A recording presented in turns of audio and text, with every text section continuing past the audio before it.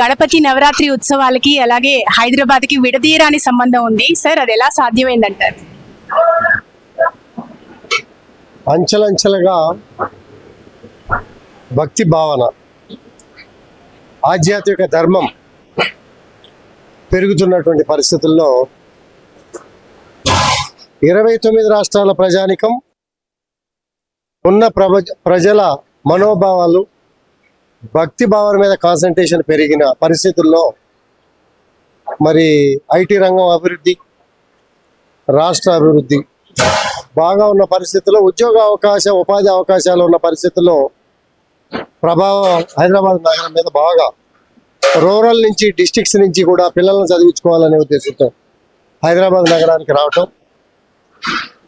భక్తి భావనతో ఇవాళ ఒక ప్రగతి నగర్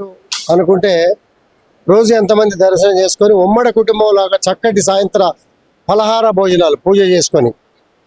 గ్రేటెడ్ కమ్యూనిటీస్లో ఇదే వాతావరణం, గత ఉమ్మడి కుటుంబాల వాతావరణాన్ని మరిపిస్తున్నారు. ఎక్కడ నుంచి వచ్చినా అందరూ కలిసి సాయంత్రం పూట భోజనం చేయటం,